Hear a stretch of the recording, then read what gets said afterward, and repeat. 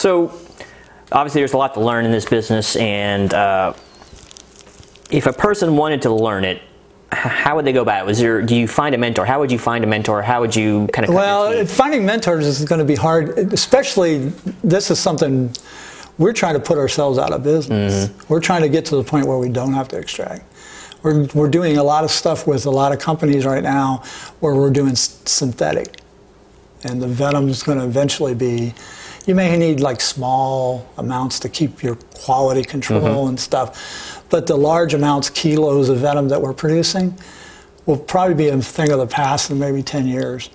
Because there's companies now that are setting up DNA and they're growing it in petri dishes. And so they're able to do it safer. And, you know, it's more profitable for them. You know, that's a shame for the little guy. But when it comes to the anti-serum, Dr. Leslie Boyer did a nice little thing where she showed the percentage of how much stuff costs and stuff in making the anti-serum. The anti-serum, the snake part of it, is less than a penny of what the cost of making the anti-serum is.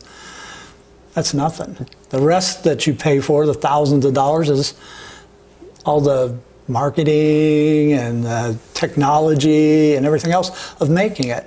The people who make the venom, or you know, extract the venom, like I said, it's not nuclear physicists. You know, it's not something that, you know, takes real brains to do. So it's going to be kind of a cornball question, but what keeps you motivated to keep getting up every day to do this? I mean, other than being a livelihood. I mean, sometimes I don't. You know, kind of a. Now that was my knee just popped. Kind of along the same lines as people have asked me, how do I bounce back from something, like when I get bit or something like that. And I normally am back to work in 24 hours. The whole thing is that it's the only thing I know. It's the only thing I do. It's me. I can't tell you why I do it. You know, I had a friend who was bitten, and he stopped working at zoos. He had a lot of problems. He was on life support. And he asked me, and it really kind of bothered me because I didn't have an answer for him. And he asked me, he says, how come you are different than me? And I'm like, because I am not you and you are not me. I mean, everybody's individual, you know. When I teach martial arts, I tell people, I said, the technique I teach you is your technique because it's the way you do it, not the way I do it. Yeah, some people might be in a car accident, live through it and never drive again, and some people would be the next day driving in the car. It could have been fatal either way. So it's your mindset. You know, it does go back to, I do believe it's just the way I've been my whole life, and that is that, you know, you prepare yourself for death, you're ready for death, you're already going to face death, you face death. What's new? I mean, you know, I tell people, what's somebody going to do to you is different. I've actually had people, you know, on the internet, when I used to be on Facebook, one of the reasons I'm not on Facebook anymore is there's just so much hate and stuff on there. I had people on there going, oh, I'm going to kick your butt, I want to do this. And I'm like, what are you going to do to me different? You're telling me you're going to kick my butt. What are you going to do different? I've had my butt kicked. I've been stabbed. I've been run over by cars. I've been hit with baseball bats. You know, what are you going to do to me different? You know, be creative here. Yeah, be creative at least. You're going to threaten me. Do it. Be a little more creative. But you know, when it comes to the snakes and stuff, it's just the mindset that I have that I want to keep moving. You know, when I was very sick with the C. diff that we were talking about earlier, I was down for like 6 months. I mean, I was milking, but I was only doing it for like 15, 20 minutes at a time. And I was dying. I mean, I was coming back in and just dying because I couldn't eat, keep food down or anything.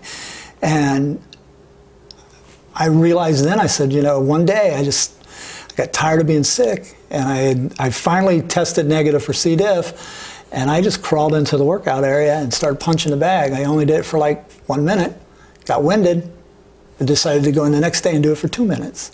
Next day, 3 minutes. Next day, and just continued to now I do 21 rounds. You know, it's keep moving, keep moving. You know, if I felt bad, I just got somebody from AARP contacted us about wanting to do a video about me, and I'm like, oh man, I'm old now.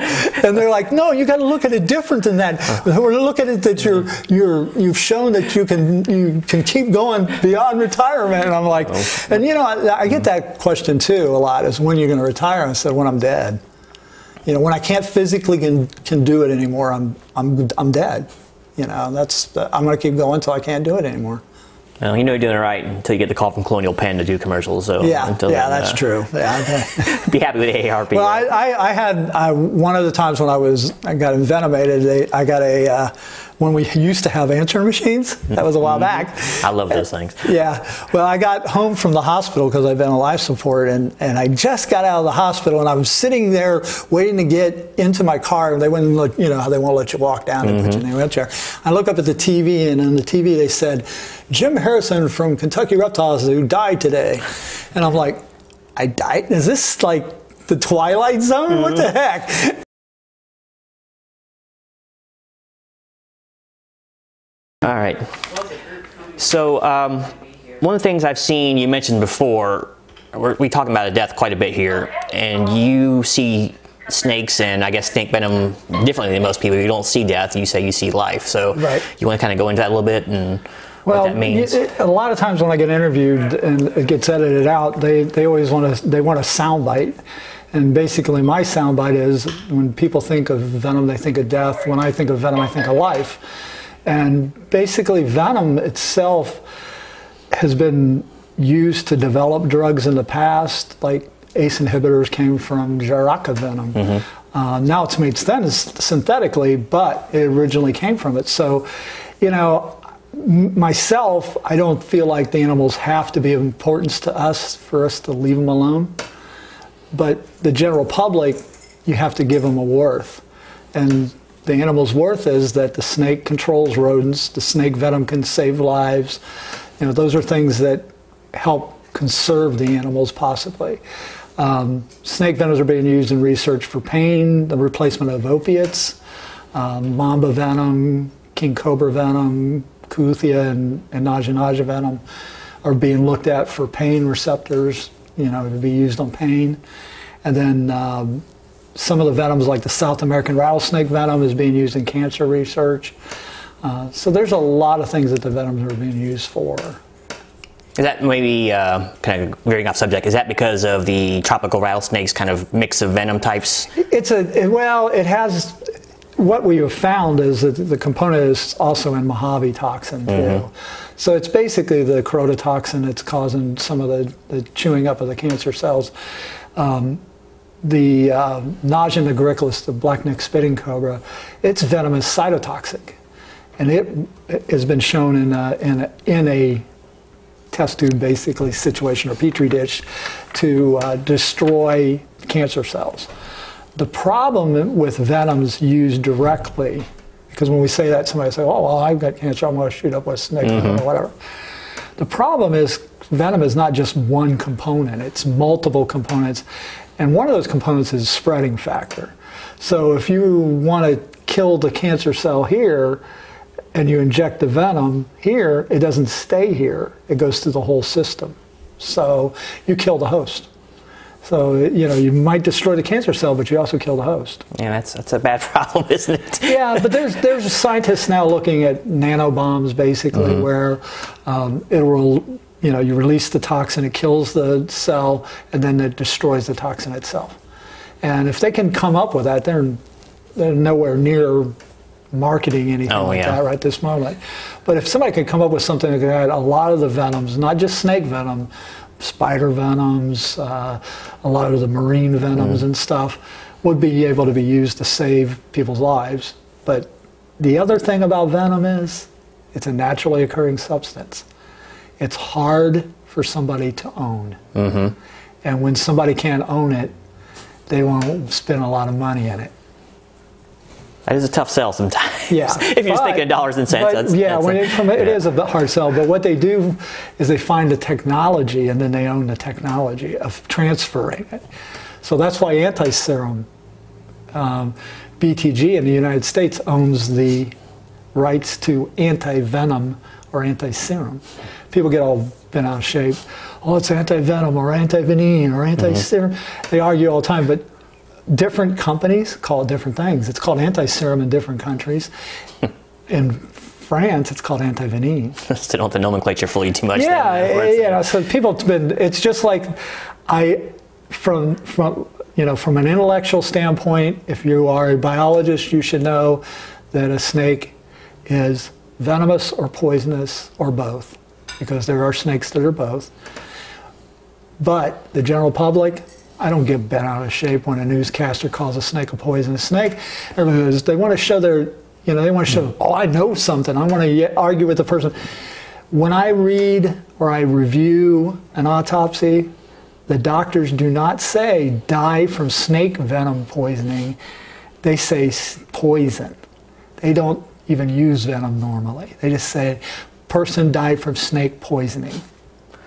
So it's just, yeah, people get tied up on titles too much. Yeah. I showed this to Jack. I forgot to bring it with me. I don't have it at the house. It's down in Florida. I have a book from the 70s. It's called Poisonous Snakes. It's actually written by a herpetologist. Yeah. But that was just how it was done back then. So people get too they get caught up in things up in the sematics of it. And if I want to educate a person, I don't beat them over the head with it. I don't go, ha ha, it's not. What I say is, well, from a biological standpoint, this is the way we look at it. It is poison if you ingest it. It's venom if it's injected. But everybody who says there's no poisonous snakes, there's actually at least one we know of, and there's probably more. And which one is that? That is the keelback snake from Asia. It actually gets the toxins from the toad, and it stores them in a gland along its neck. And it actually will secrete through the skin, almost like a toad. And when an animal bites it, it's toxic. So the animal learns to leave it alone. But that snake is also venomous. It's rear-fanged, and there has been deaths from its bite. They made a Japanese snake park used to make an anti-serum for that snake. I don't know if they still do, because the snake itself is not that common in the wild anymore in Japan. A lot of snakes aren't. Like habus are almost extinct in some areas because they make wine out of them. Yeah, I don't know if it's true. I remember reading a book about a Marine that was in Vietnam back in the 70s, and they went to a nightclub or whatever, and they used to serve supposedly cobra venom sacs in like cognac or something like that, and you drink it like a shot. So if that market's still around, I don't know. I mean, it'd be a shame if it is. But it's very common in Asia, and Dr. Minton did a thing where he tested some people, and all of them had salmonella, and it was, there's different types of salmonella. There's the types that are in reptiles, and he tested for that, and that's what it was from. And these were people who were drinking the cobra blood. The gallbladder, the blood itself, is very common in Asia as curing everything. From impotency to, sleeplessness to, anything you want, it'll cure. It's kind of like my dad used to say, if it's too good to be true, it's probably not true. And that's where all those like homeopathic stuff I was going to say. So holistic cures aside, here's a question I'm going to ask, and I think I know the answer to this. It's usually nothing, but do you have a favorite species or a favorite species to work with? Actually, no, not really. That's what I figured. Every one of them presents a different challenge, and I like challenges, and so I like them all, basically. Everybody goes, well, what about a mama? Well, what about a taipan? Well, I've done all those. I mean, I've extracted from every species of venomous snake that's been brought into the United States, I've extracted from. And so, I mean, when they show you around the zoo, you'll see species, weird species that, like, the Bothrops caribeus, the St. Lucian lancehead, nobody has those. We're the only ones the government of St. Lucia allows to have them, right now. So I've gotten the ability, because of people that have been nice enough or kind of to let me work with those particular animals. So yeah, I get the feeling when you're going through like the volume and the amount of time you have with these, it gets to be more like about work than it does about individual species. Yeah, it does become it becomes work. I mean, when people think that we're just playing with animals. They have no idea. I mean, they see a microcosm of what's going on. Yeah, they don't see all the husbandry and everything They don't else see the cleaning the poop and the, feeding and all the other stuff that has to be done. And, I mean, Kristen and Kat, our head keeper, and our director, Kristen Wiley is the director, and Kat is our head keeper. They bust their butts, man. I mean, they have to take care of animals. They have to do the maintenance. Being a nonprofit, we have to make pennies out of whatever we can make pennies out of and stuff. So they do that. They do programs. Starting here shortly, they'll be doing programs all over the place. So, they don't have a whole lot of time down. I mean, it's 7 days a week. Kat gets 2 days off, but she still does stuff on her days off. And Kristen doesn't get days off. She has to live with me. She doesn't get days off. I tell my wife it's a treat to live with me, so. Yeah. I think she laughs as well. I think one way to look at it for people is sometimes dreams become nightmares. So you have to be very realistic about it. You can't, if you go in thinking everything's going to be, it's going to be just so much fun and we get to play and, then... And then 10 years later, you're just looking at the same... You don't make... I doubt you'll make it 10 years because those type of people that have come and gone, are common. I mean, the guys who set up venom labs in their basements and their garage, they're here today, gone tomorrow. They don't understand that it's not just venom, that there's other things involved and stuff like that. So... Well, I know you got a business to run, so I won't keep you too much longer. I hate to ask it. I know everybody asks this. About the bites. Yes. Yeah. How many times have you been bitten? Here's one thing. I'll be remembered more for my screw-ups than I'll ever be remembered for anything I did right. The millions of times I've done it. It's like when you're a fighter, you remember the times you lose more than you remember the times you won. You learned more from the times you lost. That's kind of my mentality. I've learned more from my mistakes than I've ever learned from my successes. I will run down them really quick. To start out with, the one that everybody notices the most, this finger, that's not a snake bite. It's a cheap weightlifting bench. I dropped weights on this finger. I blew out the rotator cuff on my left shoulder, dropped 375 pounds on my finger. I was used to a power rack, and I was using a cheap bench. I won't name the maker of the bench. Yeah, that's probably not wise. I don't want to get in trouble. But starts with a W. And I dropped the weights on it, and it literally crushed. They did surgery, and they put a plastic joint in. And they said, go back to what you do normally. So one day I was working out with one of my students, and I'm punching a punching bag. And take the bag glove off, and I could spin my finger around in circles. And this student is actually a medical doctor, and he looked at me and he goes, my professional opinion is you need to go back to the hand surgeon. I said, you went to college for that? I could figure that one out. Went back, she said, we're going to have to amputate it or we can fuse it. I said, if we fuse it, I'm going to stick it in something's mouth because I won't be able to feel it or move it, and it'll still have blood flow so I can still get envenomed. So I had him go ahead and take it off. Well, I brought it back home in a bottle of formaldehyde. Put it in my lab, and one of the students who worked for me got a job at the Baltimore Aquarium, and took the finger with him. I started getting pictures in the mail of my finger at different zoos throughout the United States. I'm surprised there wasn't a ransom note with it. Right. Now there was a fingerprint on the back saying, wish we were still attached. And it actually ended up at Anne Rice's Halloween party. There's pictures of people dressed like the characters from Interview with a Vampire I have these pictures holding my finger. And that's where it disappeared. So I think my finger's probably in a necklace someplace. But the other one, the tip of this one, I lost to a desert horn viper from Saudi Arabia. It became necrotic, had gaseous gangrene. I went in and they did a block, and I watched them amputate it, and I actually dissected it, and the bone was basically gone. It was just dissolved. So that's what that's from. These two fingers that are kind of messed up, I brushed the top of a cage that was supposed to be gym-proof, and I got two fangs in the finger accidentally. This thumb has nothing to do with snakes. This thumb that's shorter than the other one, was where I caught a knee when I was kickboxing, and it compressed it. And over the years, it just kind of fused. The worst damage I have, you can't even see. This hand here, this is one fused bone. You have metacarpals. I don't. That's the flexion in my wrist. And what happened was, going on about 10 years ago, I got hit by a, it's on our YouTube channel, you can actually look up the video, it's the Bothrop bite, where I got bit in the wrist by a 4-foot lance-headed viper. And I had to go for like 3 weeks where they were pulling gauze out of my hand. We had just pack it open, did they? Yeah. And I have video of the, like 2 weeks into it where they're pulling the gauze out. It looks like they're starting a lawnmower. But over the years, because of little microfractures from all the years of boxing and kickboxing, all that stuff just kind of went overreaction to calcium channels. It just fused.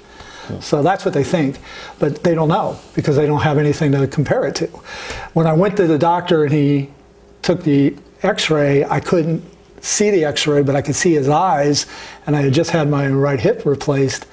And I'm like, oh no, not another surgery. And he turns around and goes, I can't do anything for you. Now, I don't know which is better to hear. And they thought that my hand would be a claw and would be non-functional, and I made it function.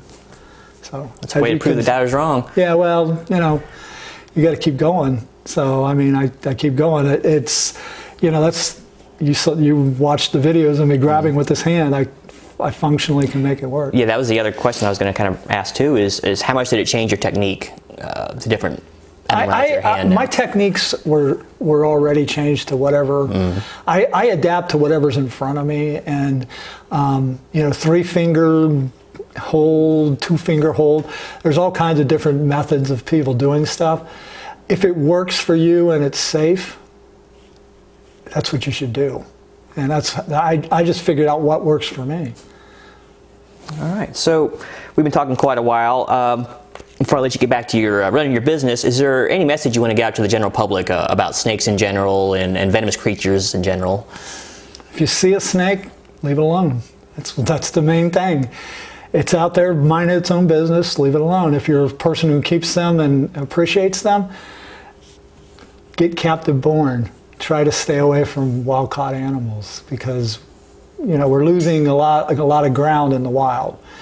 But we can keep that, you know, there's so much stuff out there right now being captive produced. You don't need to be buying wild-caught stuff.